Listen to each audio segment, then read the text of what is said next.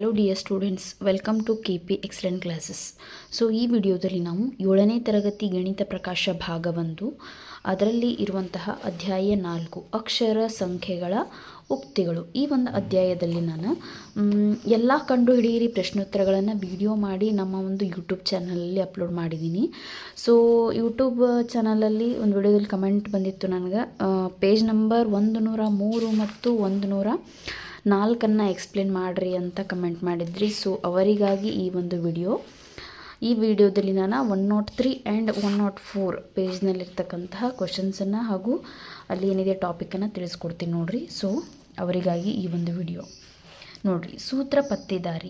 ಕೊಟ್ಟಿರುವ ಚಿತ್ರವನ್ನು ಗಮನಿಸಿ. ಪ್ರತಿ ಸಂದರ್ಭದಲ್ಲಿ ಸಂಖ್ಯಾಯಂತ್ರವು ವಾಯ್ನ ಮೇಲ್ಭಾಗದಲ್ಲಿರುವ 2 ಸಂಖ್ಯೆಗಳನ್ನು ಒಳಸೇರಿಕೆಯಾಗಿ ತೆಗೆದುಕೊಂಡು ಕೆಲವು ಕ್ರಿಯೆಗಳನ್ನು ನಿರ್ವಹಿಸಿ ಫಲಿತಾಂಶವನ್ನು ಕೆಳಭಾಗದಲ್ಲಿ ನೀಡುತ್ತದೆ. ಯಂತ್ರವು ಪ್ರತಿ ಸಂದರ್ಭದಲ್ಲೂ ಅದರ ಒಳಸೇರಿಕೆಯ ಮೇಲೆ ಒಂದು ರೀತಿಯ ಕ್ರಿಯೆಗಳನ್ನು ನಿರ್ವಹಿಸುತ್ತದೆ. ನೋಡ್ರಿ, ಇಲ್ಲೊಂದು ನಿಮಗೆ ಚಿತ್ರ ರೂಪದಲ್ಲಿ ಚಿತ್ರದಲ್ಲಿ ಇಲ್ಲಿ ಕೆಲವೊಂದಿಷ್ಟು ಇನ್ಪುಟ್ಸ್ 5 and 2 ಔಟ್ಪುಟ್ 8 ಬರ್ತಿದೆ. ಈ ಸಂಖ್ಯಾಯಂತ್ರಕ್ಕೆ ಸೂತ್ರ ಕಂಡು ಹಿಡಿಯಿರಿ ಅಂತ ಕೊಟ್ಟಿದ್ದಾರೆ ನಮಗೆ. ಈ 2 ನಂಬರ್ ಇನ್ಪುಟ್, 8 ಅನ್ನೋದು ಔಟ್ಪುಟ್. ಈ 2 ಸಂಖ್ಯೆಗಳಿಗೆ ಯಾವ ಕ್ರಿಯೆಯನ್ನು ನಾವು ಮಾಡಿದ್ವಿ ಅಂತಂದ್ರೆ 8 ಅಂತಕ್ಕಂಥ ಆನ್ಸರ್ ಬರ್ತೈತಿ ಅಂತ ನೀವು ಟ್ರೈ ಆ್ಯಂಡ್ ಎರರ್ ಮಾಡ್ಕೊತ ಹೋಗ್ಬೇಕ್ರಿ. ಅಂದಾಗ ಮಾತ್ರ ನಿಮಗೇನು ಸಿಗ್ತೈತಿ, ಆನ್ಸರ್ ಸಿಗ್ತೈತಿ. ಇಲ್ಲ ಜಸ್ಟ್ ನೀವು ನೋಡ್ತಾ ಹೋದ್ರೆ ನಿಮಗದ ಅರ್ಥ ಆಗಲ್ಲ. ಈಗ ನೋಡಿರಿ, 5 + 2 ಮಾಡಿರಿ, ಎಷ್ಟು ಬರ್ತದೆ? 7 ಬರ್ತದೆ, 8 ಬರೋಂಗಿಲ್ಲ. 5 - 2 ಮಾಡಿರಿ, 3 ಬರ್ತದೆ, 8 ಬರೋಂಗಿಲ್ಲ. ಆ ನಂತರ ಏನು ಮಾಡಿರಿ, 5 × 2 5 × 2 10, ಸೊ ಅದು ಬರೋಂಗಿಲ್ಲ. ಹಾಗಾದ್ರೆ ಮತ್ತೆ ಇನ್ನೊಂದು ಮೆಥಡ್ಲಿ ಯೂಸ್ ಮಾಡೋಣ. ನಾವೇನು ಮಾಡೋಣ, 5ಕ್ಕೆ 2ರಲ್ಲಿ ಗುಣಿಸ್ತೀನಿ ರೀ. 5ಕ್ಕೆ 2ರಲ್ಲಿ ಗುಣಿಸಿದ್ರೆ ಎಷ್ಟು ಬರ್ತೈತೆ? 10 ಬರ್ತೈತೆ. 10ರಾಗ 2 ಕಳೆದ್ರೆ 8. ಸೊ ಇದು ಎಲ್ಲಕ್ಕೂ ಅಪ್ಲೈ ಆಗ್ತದನ ಅಂತ ಒಂದು ಸಲ ಟ್ರೈ ಮಾಡಿರಿ. 8ಕ್ಕೆ 2ರಲ್ಲಿ ಗುಣಿಸ್ತೀನಿ, 16 ಬರ್ತೈತಿ. 16ಕ್ಕೆ 1 ಕಳಿತೀನಿ, 15 ಬರ್ತದೆ. ಸೊ 9ಕ್ಕೆ 2 ಗುಣಿಸ್ತೀನಿ, 18 ಆಗ್ತದೆ. 18ರಲ್ಲಿ 11 ಕಳೆದ್ರೆ 7. ಹೌದಾ? ನೆಕ್ಸ್ಟ್ 10ಕ್ಕೆ 2ರಲ್ಲಿ ಗುಣಿಸ್ತೀನಿ, 20. 20ರಲ್ಲಿ 10 ಕಳೆದ್ರೆ 10. 6ಕ್ಕೆ 2ರಲ್ಲಿ ಗುಣಿಸ್ತೀನಿ, 6ಕ್ಕೆ 2ರಲ್ಲಿ ಗುಣಿಸ್ತೀನಿ, 12. 12ರಲ್ಲಿ 4 ಕಳೆದ್ರೆ ಎಷ್ಟು ಬರ್ತದೆ? ಇಲ್ಲಿ ನಿಮ್ಗೆ ಕೇಳಿದಾರೆ ಅವರು ಏನು ಬರ್ತದೆ? 6 2 12. 12 4 ಕಳೆದ್ನಿ ಅಂತಂದರೆ 8 ಬರ್ತದೆ. ಸೊ ಇದನ್ನು ಅವ್ರ ಎಕ್ಸ್ಪ್ಲನೇಷನನ್ನು ಇಲ್ಲಿ ಕೊಟ್ಟಿದ್ದಾರೆ, ನೋಡ್ಬೋದು. ನೀವು ಬೇಕಂದರೆ ಟ್ರೈ ಮಾಡಿರಿ. 5 × 2 - 2 5 × 2 10, 10ರಾಗ 2 ಕಳೆದ್ರೆ 8. ಇಲ್ಲಿ ಬರ್ರಿ, 8 × 2 16, 16ರಲ್ಲಿ 1 ಕಳೆದ್ರೆ 15. ನೆಕ್ಸ್ಟ್ 9 × 2 18, 18ರಲ್ಲಿ 11 ಕಳೆದೆ ಅಂತಂದರೆ 7 ಬರ್ತದೆ. ನೆಕ್ಸ್ಟ್ ಇದನ್ನು ತೊಗೋಬೇಕು, 10 × 2 20, 20ರಲ್ಲಿ 10 ಕಳೆದೆ ಅಂದ್ರೆ ನನಗೆ ಆನ್ಸರ್ 10 ಬರ್ತದೆ. ಇನ್ನು ಇಲ್ಲಿ ಬರ್ರಿ, 6 2 12, 12ರಲ್ಲಿ 4 ಕಳೆದೆ ಅಂತಂದ್ರೆ ನನಗೆ ಆನ್ಸರ್ 8 ಬರ್ತದೆ. ಸೊ ಅದರದ್ದು ಇಲ್ಲಿ ಎಕ್ಸ್ಪ್ಲನೇಷನನ್ನು ಕೊಟ್ಟಿದ್ದಾರೆ ನೋಡ್ರಿ. ಏನಂತ, ಮೇಲಿನ ಸಂಖ್ಯಾಯಂತ್ರಕ್ಕೆ ಸೂತ್ರ ಮೊದಲ ಸಂಖ್ಯೆಯ 2ರಷ್ಟರಿಂದ, ಇಲ್ಲಿ ನೋಡ್ಬೋದು ನೀವು, ಮೊದಲನೇ ಒಂದು ಸಂಖ್ಯೆಗೆ ನಾವೇನು ಮಾಡೀವಿ, 2ರಿಂದ ಗುಣಿಸಿವಿ. ರಷ್ಟು ಅಂತ ಬಂದರೆ ಅದು ಗುಣಿಸು ಅಂತ ಅರ್ಥ ಆಗ್ತದೆ. ಏನಾಗ್ತದೆ? ರಷ್ಟು ಪಟ್ಟು ಅಂತ ಏನಾದರೂ ಇತ್ತಂದರೆ ಅದನ್ನು ನಾವೇನು ಮಾಡಬೇಕು, ಗುಣಾಕಾರ ಅಂತ ಅರ್ಥ ಮಾಡ್ಕೋಬೇಕು. ಕಡಿಮೆ ಅಂತ ಬಂದರೆ ಕಳೆಯೋದನ್ನು ಅರ್ಥ ಮಾಡ್ಕೋಬೇಕು. ಹೆಚ್ಚು ಅಂತ ಬಂತಂದರೆ ಕೂಡಿಸ್ಬೇಕು ಅನ್ನೋದನ್ನು ನಾವು ಇಲ್ಲಿ ಅರ್ಥ ಮಾಡ್ಕೋಬೇಕಾಗ್ತದೆ. ಸೊ ಮೊದಲ ಸಂಖ್ಯೆಯ 2ರಷ್ಟರಿಂದ ಎರಡನೇ ಸಂಖ್ಯೆಯನ್ನು ಕಳೆಯುವುದು. ಈ ಮೊದಲನೇ ಸಂಖ್ಯೆಯ 2ರಷ್ಟರಿಂದ ಎರಡನೇ ಸಂಖ್ಯೆಯನ್ನು ಕಳೆದಾಗ ನಮಗೇನು ಬರ್ತದೆ ಅಂತಂದ್ರೆ ಅದರದೊಂದು ಉತ್ತರ ಇಲ್ಲಿ ಬರ್ತದೆ ಅಂತ ಹೇಳ್ಬೋದು. ಬೀಜೋಕ್ತಿಯ ರೂಪದಲ್ಲಿ ಇದನ್ನು ಬರೆದಾಗ ಈ ಮೊದಲ ಸಂಖ್ಯೆಯನ್ನು ಎ ಅಂತ ಕನ್ಸಿಡರ್ ಮಾಡಿ ಎರಡನೇ ಸಂಖ್ಯೆಯನ್ನು ಬಿ ಅಂತ ಕನ್ಸಿಡರ್ ಮಾಡಿದ್ವಿ ಅಂತಂದರೆ ನಮಗೇನು ಬರ್ತದೆ? 2 × a - 2. ಇದಕ್ಕೆ ಏನು ಮಾಡ್ತೀವಿ? 2ಲೆ ಗುಣಿಸ್ತೀವಿ. ಇದು 5 ಅನ್ನೋದು a, 2 × a - b ಅಂತ ನಮಗಿಲ್ಲಿ ಬರ್ತದೆ. 2 × a - b ಅವರಲ್ಲಿ ಕೊಟ್ಟಿದ್ದಾರೆ, ನೀವು ಗಮನಿಸಬಹುದು. ಮೊದಲ ಗುಂಪಿನ ಒಳಸೇರಿಕೆಯ ಬೀಜೋಕ್ತಿ 2 × 5 - 2 = 8 ಆಗಿದೆ. ಪ್ರತಿ ಗುಂಪಿನ ಒಳ ಸೇರಿಕೆಗಳಿಗೆ ಈ ಸೂತ್ರವು ಸರಿ ಹೊಂದುತ್ತದೆ ಎಂದು ಪರೀಕ್ಷಿಸಿ. ಸೊ ನೀವು ನೋಡ್ಬೋದು ಇಲ್ಲಿ. ಸೊ ಪ್ರತಿಯೊಂದು ಒಂದು ಡಯಾಗ್ರಾಮಿಗೂ ಪ್ರತಿಯೊಂದು ಚಿತ್ರಕ್ಕೂ ಈ ಸೂತ್ರ ಏನಾಗ್ತದೆ, ಸರಿ ಹೊಂದದ. ಸೊ ನಾನಿಲ್ಲಿ ಬರೆದಿದ್ದೀನಿ, ನೀವು ಗಮನಿಸಬಹುದು. ಸಾಮಾನ್ಯ ಸೂತ್ರ ಏನಪ್ಪ ಅಂತಂದರೆ 2 × a - b ಅಂತಕ್ಕಂಥದ್ದು ಇಲ್ಲಿ ಸಾಮಾನ್ಯ ಸೂತ್ರ ಆಗಿರ್ತದೆ. ಇನ್ನು ಮುಂದೆ ಕೇಳಿದಾರೆ ನೋಡ್ರಿ, ಮುಂದಿನ ಸಂಖ್ಯಾ ಯಂತ್ರಗಳಿಗೆ ಸೂತ್ರಗಳನ್ನು ಕಂಡುಹಿಡಿಯಿರಿ ಮತ್ತು ಪ್ರತಿ ಗುಂಪಿನ ಒಳ ಸೇರಿಕೆಗೆ ಬೀಜೋಕ್ತಿಯನ್ನು ಬರೆಯಿರಿ ಅಂತ ಅವರಿಲ್ಲಿ ಹೇಳಿದಾರೆ. ಅವ್ರು ನೋಡ್ರಿ ಇಲ್ಲಿ ಸೇಮ್ ನಾವು ಅರ್ಥಮೆಟಿಕ್ ಆಪ್ರೇಷನ್ಸನ್ನು ಟ್ರೈ ಮಾಡಬೇಕ್ರಿ. ಅದು ಯಾವ್ದು ಬರ್ತದನೋ ಅದನ್ನು ನಾವಿಲ್ಲಿ ತಗೊಂಡು ಮುಂದೆ ಕಂಟಿನ್ಯೂ ಮಾಡ್ಬೋದು. ಇಲ್ಲಿ ನೋಡ್ರಿ 5 + 2 ಮಾಡಿರಿ. 5 + 2 ಮಾಡಿದರೆ ಇಲ್ಲಿ 7 ಬರಬೇಕಾಗಿತ್ತು, 5 ಬಂದಿದೆ. ಸೊ ಅದು ಬರೋಂಗಿಲ್ಲ. ಇಲ್ಲೂ ನೋಡ್ಬೋದು ನೀವು 8 + 1 9 ಆಗ್ತದೆ. ಆಮೇಲೆ 5 - 2 ಮಾಡಿದ್ರೆ 3 ಬರಬೇಕಿತ್ತು, ಇಲ್ಲಿ 5 ಐತಿ. ಪ್ಲಸ್ಸು ಬರೋಂಗಿಲ್ಲ, ಮೈನಸ್ಸು ಬರೋಂಗಿಲ್ಲ. ಈಗ ಇಂಟು ಮಾಡಿರಿ, 5 × 2 = 10, ಅದು ಬರೋಂಗಿಲ್ಲ. ಹಾಗಾದ್ರೆ 5ರಲ್ಲಿ 2 ಕಳೆದ್ರೆ ಎಷ್ಟು ಬರ್ತದೆ, 3 ಬರ್ತದೆ. 3 ಬೇಡ ನನಗೆ, 5 ಬೇಕಾಗಿತ್ತು. ಅದಕ್ಕೆ ಮತ್ತೆ ನಾನು ಎಷ್ಟು ಕೂಡಿಸ್ಬೇಕು, 2 ಕೂಡಿಸ್ಬೇಕು, ಹೌದಾ? ಸೊ 5 + 2 ಇದನ್ನ ಎರಡನ್ನೂ ಕೂಡಿಸಿ 2ರಿಂದ ಕಳೆದ್ರೆ ನನಗೆ 5 ಬರ್ತದೆ, ಹೌದಿಲ್ಲ? ನೋಡ್ಬೋದು ನೀವಿಲ್ಲಿ 5 ಮೊದಲನೇ ಪದ ಮತ್ತು ಎರಡನೇ ಪದವನ್ನು ಕೂಡಿಸಿ ಎಷ್ಟು ಬಂತು ನನಗೆ, 5 2 ಎಷ್ಟು ಬಂತು, 7. ನನಗೆ 5 ಬರಬೇಕಂದ್ರೆ ಅದರೊಳಗೆ ಏನು ಮಾಡ್ಬೇಕು, ನಾ 2ನ್ನು ಕಳೆದೆ. ಒಂದನೇ ಪದ ಎರಡನೇ ಪದವನ್ನು ಕೂಡಿಸಿ 2ರಿಂದ ಕಳೆದೆ ಅಂದರೆ a + b - 2. 5 2 7, 7ರಾಗೆ 2 ಕಳೆದೆ ಅಂತಂದ್ರೆ ನನಗೆ ಎಷ್ಟು ಬರ್ತದೆ, 5. ರಿಕ್ವೈರ್ಡ್ ಆನ್ಸರ್ 5 ಬಂತು. ಇಲ್ಲಿ ಇದಕ್ಕೆ ಕರೆಕ್ಟ್ ಸರಿ ಹೊಂದದನೋ ಇಲ್ಲೋ ಅಂತ ಪರೀಕ್ಷೆ ಮಾಡಿರಿ. ಮೊದಲನೇ ಪದ 8, ಎರಡನೇ ಪದ 1, ಇವೆರಡನ್ನು ಕೂಡಿಸಿ 2ರಿಂದ ಕಳಿತೀನಿ. 8 1 9, 9ರಲ್ಲಿ 2 ಕಳೆದ್ರೆ 7. ಸೊ ಇಲ್ಲಿ 7 ಇದೆ, ಕರೆಕ್ಟ್ ಆನ್ಸರ್ನೇ ಬಂದಿದೆ ನಮಗೆ. ಸೇಮ್ ಇದನ್ನು a + b ಕೂಡಿಸ್ರಿ. 9 + 11 ಕೂಡಿಸಿ 2ರಿಂದ ಕಳೀರಿ. 9 11 ಅಂತಂದರೆ 20, 20ರಲ್ಲಿ 2 ಕಳೆದ್ರಿ ಅಂತಂದರೆ 18. 18 ಇದೆ ಇಲ್ಲಿ, ಹೌದು. ನೆಕ್ಸ್ಟ್ 10 10 ಕೂಡಿಸ್ರಿ. 10 10 ಕೂಡಿಸ್ರಿ 2ರಿಂದ ಕಳೀರಿ. 10 10 20, 20ರಲ್ಲಿ 2 ಕಳೆದ್ರಿ ಅಂತಂದರೆ 18. 18 ಇದೆ ಇಲ್ಲಿ, ನೋಡ್ಬೋದು ನೀವು. ಆಮೇಲೆ ಇಲ್ಲಿ ಬೇರೆ ಅಂದರೆ ಇದಕ್ಕೆ ಸಾಮಾನ್ಯ ಸೂತ್ರವನ್ನು ಕೊಡಬೇಕಾಗಿದೆ ನೀವು. ಇಲ್ಲಿ a ಅನ್ನೋದು ಮೊದಲನೇ ಪದ ಇದೆ, b ಅನ್ನೋದು ಎರಡನೇ ಪದ ಇದೆ. a + b ಎರಡನ್ನು ಕೂಡಿಸಿ 2ರಿಂದ ನೀವೇನು ಮಾಡಬೇಕಾಗತ್ತೆ, ಅದನ್ನು ಕಳಿಬೇಕಾಗತ್ತೆ. ಇದು ಜನರಲ್ ಫಾರ್ಮುಲಾ ಅಂತ ಬರಿಬೋದು. ಇಲ್ಲಿ a + b - 2 ಇಷ್ಟ ಬರೆದ್ರೂ ಬರ್ತದೆ, a + b ಬ್ರಾಕೆಟ್ ಹಾಕಿದ್ರೂ ಬರ್ತದೆ. a + b - 2 ಅಂತ ನಾವಿಲ್ಲಿ ಹೇಳ್ಬೋದು. ಸೊ ಈ ರೀತಿ ಈ ಚಿತ್ರಗಳನ್ನು, ಈ ಒಂದು 2 ಸಂಖ್ಯೆಗಳಿಗೆ ನಾವಿಲ್ಲಿ ಅರ್ಥಮೆಟಿಕ್ ಆಪ್ರೇಷನ್ಸನ್ನು ಮಾಡೋದರ ಮೂಲಕ ಔಟ್ಪುಟ್ ಎಷ್ಟು ಬರ್ತದೆ ಅನ್ನೋದನ್ನು ನಾವು ಬೀಜೋಕ್ತಿ ರೂಪದಲ್ಲಿ ಅದನ್ನು ಈ ರೀತಿ ತೋರಿಸಬಹುದು ಅನ್ನೋದಕ್ಕೆ ಇದು ಒಂದು ಉದಾಹರಣೆ. ನೆಕ್ಸ್ಟ್ ಪೇಜ್ ನಂಬರ್ 104 ಒಂದು ಕ್ವಶನನ್ನು ಕೊಟ್ಟಿದ್ದಾರೆ, ನೋಡ್ಬೋದು ನಿಮಗಿಲ್ಲಿ. 4 1 ಕೊಟ್ಟು ಆನ್ಸರ್ 5 ಬಂದಿದೆ. ಸೊ 4 + 1 5, ಇದು ಕರೆಕ್ಟ್ ಆಗಿದೆ. ಇಲ್ಲಿ ನೋಡ್ರಿ 6 + 0 6 ಬರಬೇಕಾಗಿತ್ತು, ಬಟ್ ಎಷ್ಟು ಬಂದಿದೆ ಇಲ್ಲಿ 1 ಅಂತ ನಮಗಿಲ್ಲಿ ಬಂದಿದೆ. ಸೊ ಹಾಗಂತ ಇದು ಆ್ಯಡ್ ಮಾಡಿದರೆ ನನಗಿಲ್ಲಿ ಆನ್ಸರ್ ಬರೋಂಗಿಲ್ಲ ಅಂತ ನಿಮ್ಗೆ ಗೊತ್ತಾಯ್ತು. 4 - 1 3, ಸೊ ಅದು ಆಪ್ರೇಷನ್ ಬರೋಂಗಿಲ್ಲ ರೀ. ಆಮೇಲೆ 4 × 1 4 ಬರಬೇಕಾಗಿತ್ತು, ಅದು ಬರೋಂಗಿಲ್ಲ. ನೆಕ್ಸ್ಟ್ ಯಾವ ರೀತಿ ಮಾಡ್ಬೋದು, ನನಗೆ ಎಷ್ಟು ಆನ್ಸರ್ ಬಂದಿದೆ, 5 ಬಂದಿದೆ. 4 × 1 4 × 1 ಅಂತಂದರೆ 4 ಬಂತು. ಅದಕ್ಕೆ 1 ಆ್ಯಡ್ ಮಾಡಿದೆ ಅಂತಂದರೆ, 1ಅನ್ನು ಕೂಡಿಸಿದೆ ಅಂತಂದ್ರೆ 4 1 4 1 5. ಸೊ ಇದೊಂದು ನಾನು ಟ್ರೈ ಮಾಡ್ತೀನಿ, ಅದು ಇದಕ್ಕೆ ಸರಿ ಹೊಂದದನ ಅಂತ ನೋಡ್ತೀನಿ. 6 × 0 ಅಂದರೆ 0, ನನಗೇನು ಬೇಕಾಗೈತಿ 1. ಸೊ 6 × 0 + 1, 6 0 0 + 1 ಅಂತಂದ್ರೆ 1 ಬರ್ತದೆ ಆನ್ಸರ್. ಸೊ ಇಲ್ಲಿ 1 ಅಂತ ನಮಗೆ ಬಂದಿದೆ. ಆಮೇಲೆ 3 × 2 3 × 2 6, 6 + 1 7, ಸರಿನಾ? ನೆಕ್ಸ್ಟ್ ಇಲ್ಲಿ ಬರ್ರಿ 10 × 3 10 × 3 30, 30 + 1 10 × 3 30, 30 + 1 ಅಂದರೆ 31. ನೋಡ್ಬೋದು ಇಲ್ಲಿ 10 × 3 30, 30 + 1 ಅಂದರೆ 31. ಇಲ್ಲಿ a × b ಅಂದರೆ ab, a × b ಅಂತಂದರೆ ab + 1 ಅಂತ ನಾವಿಲ್ಲಿ ಜನರಲ್ ಫಾರ್ಮುಲಾನ ಬರೀಬಹುದು. ನೋಡಿರಿ, ಈಗ ನಿಮ್ಮದೇ ಒಂದು ಸೂತ್ರವನ್ನು ಮಾಡಿ ಆ ಸೂತ್ರ ಈ ಸೂತ್ರ ಉಪಯೋಗಿಸಿ ಕೆಲವು ಸಂಖ್ಯಾಯಂತ್ರಗಳನ್ನು ಉದಾಹರಣೆಗಳಾಗಿ ಬರೆಯಿರಿ, ಅದನ್ನು ಕಂಡುಹಿಡಿಯಲು ನಿಮ್ಮ ಸಹಪಾಠಿಗಳಿಗೆ ಸವಾಲು ಹಾಕಿ ಅಂತ ಕೇಳಿದಾರೆ. ಇಲ್ಲಿ ಯಾವ ರೀತಿ ಬೀಜೋಕ್ತಿ ಇದೆಯೋ ಇದೇ ರೀತಿ ನೀವು ಸಾಕಷ್ಟು ಬೀಜೋಕ್ತಿಗಳನ್ನು ನಾವೇನು ಮಾಡ್ಬೋದು ಅಂತಂದ್ರೆ ತಯಾರಿಸಿ ಅದನ್ನು ಈ ಒಂದು ಸಂಖ್ಯಾಯಂತ್ರದ ಮೂಲಕ ತೋರಿಸ್ಬೋದು, ಹಾಗೂ ಅದರ ಮುಂದಿನ ಸಂಖ್ಯೆಗಳನ್ನು ಕಂಡುಹಿಡಿಯಲು ನಿಮ್ಮ ಸ್ನೇಹಿತರಿಗೆ ನೀವು ಕೊಡ್ಬೋದು. ಫಾರ್ ಎಕ್ಸಾಂಪಲ್ ನಾವೊಂದು ನಂಬರನ್ನು ನಾವೊಂದು ಬೀಜೋಕ್ತಿಯನ್ನು ತೊಗೊತೀನಿ. ಎ ಇಂಟು ಬಿ -1 ಕೊಡ್ರಿ, +1 ಕೊಡ್ರಿ, +2 ಕೊಡ್ರಿ, as your wish. A into B -1 ಅಂತ ಕೊಡ್ತೀನಿ. ಸೊ ಎ ಅಂತಂದರೆ ಇಲ್ಲಿ ಬರಿತೀನಿ ಇದನ್ನು. ಸೊ ಇಲ್ಲಿ ನೋಡಿರಿ, ಎ ಅಂದ್ರೆ 2, ಬಿ ಅಂದ್ರೆ 3. ವಾಯ್ ಶೇಪ್ ಒಳಗೆ ಬರಿಬೇಕು ಇದನ್ನು. ನಾ ಏನು ಆಪ್ರೇಷನ್ ಮಾಡೀನಿ, ಎ ಇಂಟು ಬಿ 3 2 6 1 ಕಳೆದ್ರೆ 5. ಸೊ ಇಲ್ಲಿ ಎಷ್ಟು ಬರಬೇಕದ 5 ಅಂತ ಬರ್ತೈತಿ. ಬೇರೆ ನಂಬರ್ ತೊಗೋರಿ, 3 9 9 3 27 27 1 ಕಳೆದ್ರೆ 26.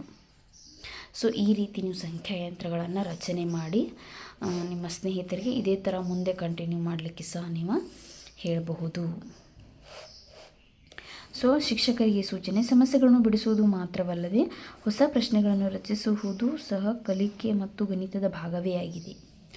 ಸೊ ನಾವು ಇದನ್ನು ಇಷ್ಟೇ ಅರ್ಥ ಮಾಡ್ಕೊಂಡು ಬಿಡೋದಲ್ಲ ವಿದ್ಯಾರ್ಥಿಗಳೇ, ಇದೇ ರೀತಿ ನಾವು ಸ್ವಂತ ಕೆಲವೊಂದಿಷ್ಟು ಬೀಜೋಕ್ತಿಗಳನ್ನು ರೂಪಿಸಿ ಅದಕ್ಕೆ ತಕ್ಕಂಥ ಸಂಖ್ಯಾಯಂತ್ರಗಳನ್ನ ರಚನೆ ಮಾಡಿ ಈ ಪುಸ್ತಕದಕ್ಕಿಂತ ಆಚೆ ವಿಚಾರ ಮಾಡಿ ನಾವೇನು ಮಾಡಬೇಕಾಗ್ತದೆ ಅಂತಂದರೆ ಈ ಒಂದು ವಿಷಯವನ್ನು ಅರ್ಥೈಸ್ಕೊಳ್ಬೇಕಾಗ್ತದೆ. ನೆಕ್ಸ್ಟ್, ವಿನ್ಯಾಸಗಳನ್ನು ವಿವರಿಸಲು ಬೀಜೋಕ್ತಿಗಳು. ನೆಕ್ಸ್ಟ್ ನೋಡ್ರಿ, ಉದಾಹರಣೆ 12. ಸೋಮ್ಜಿತ್ ಒಂದು ಸೀರೆಯ ಅಂಚಿನ ಉದ್ದಕ್ಕೂ ಪುನರಾವರ್ತಿತ ವಿನ್ಯಾಸವನ್ನು ಗಮನಿಸಿದನು. ಸೋಮ್ಜಿತ್ ಅನ್ನೋ ಒಂದು ಹುಡುಗ ಸೀರೆಯಲ್ಲಿ ಈ ರೀತಿಯ ವಿನ್ಯಾಸಗಳನ್ನು ಏನು ಮಾಡ್ತಾನೆ ಅಂತಂದ್ರೆ ಸೀರೆ ಉದ್ದಕ್ಕೂ ಏನು ಮಾಡ್ತಾನೆ ಗಮನಿಸ್ತಾನೆ. ಸೊ ಇದು ವಿನ್ಯಾಸಕ್ಕೆ ABCDE ಅಂತ F ಅಂತ ಅವರ ಹೆಸರನ್ನು ಕೊಟ್ಟಿದ್ದಾರೆ. ನೆಕ್ಸ್ಟ್ ಏನು ಹೇಳ್ತಾರೆ ನೋಡ್ರಿ, ಎಲ್ಲ ಸ್ಥಾನಗಳಲ್ಲಿ ಫಸ್ಟ್ ವಿನ್ಯಾಸ ಎ, ಸೆಕೆಂಡ್ ವಿನ್ಯಾಸ ಬಿ, ಥರ್ಡ್ ವಿನ್ಯಾಸ ಸಿ ಬರುವುದನ್ನು ವಿವರಿಸಲು ಒಂದು ವಿಧಾನವಿದೆಯೇ ಎಂದು ಸೋಮ್ಜಿತ್ ಆಶ್ಚರ್ಯಪಡುತ್ತಾನೆ.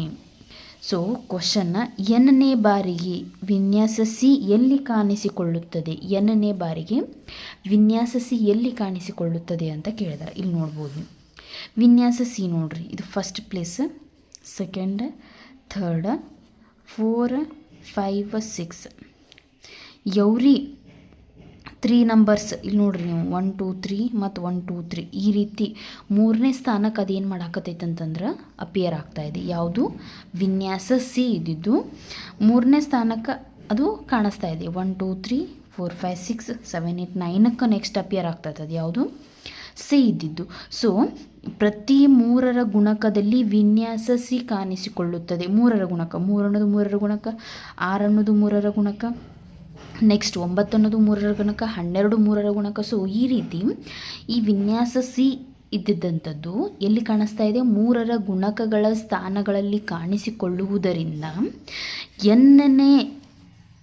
ಎನ್ನನೇ ಬಾರಿಗೆ ವಿನ್ಯಾಸ ಸಿ ಎಲ್ಲಿ ಕಾಣಿಸ್ತದ ಹಂಗಾರೆ 3n ಸ್ಥಾನದಲ್ಲಿರುತ್ತದೆ. ಲಾಸ್ಟ್ ಟರ್ಮ್ n ಅಂತ ತಗೊಂಡ್ರೆ 3n ಸ್ಥಾನದಲ್ಲಿ ಇದು ಕಾಣಿಸ್ಕೊಳ್ತದೆ. ಯಾವುದು ವಿನ್ಯಾಸ ಸಿ ಅಂದ್ರೆ 3ರ ಗುಣಕಗಳ ಸ್ಥಾನಗಳಲ್ಲಿ ಇದೇನು ಕಾಣಿಸ್ತದೆ ಅಂತಂದ್ರೆ ಸಿ ಅಂತಕ್ಕಂಥ ವಿನ್ಯಾಸ ಕಂಡು ಬರ್ತದೆ. ನೆಕ್ಸ್ಟ್ ನೋಡ್ರಿ ಅವ್ರು ಏನು ಹೇಳ್ತಾರೆ, ಹಾಗೆಯೇ ಇತರೆ ವಿನ್ಯಾಸಗಳು ಎನ್ನನೇ ಬಾರಿಗೆ ಕಾಣಿಸಿಕೊಳ್ಳುವ ಸ್ಥಾನವನ್ನು ನೀಡುವ ಸೂತ್ರವನ್ನು ಕಂಡುಹಿಡಿಯಿರಿ ಅಂತ ಹೇಳಿದ್ದಾರೆ.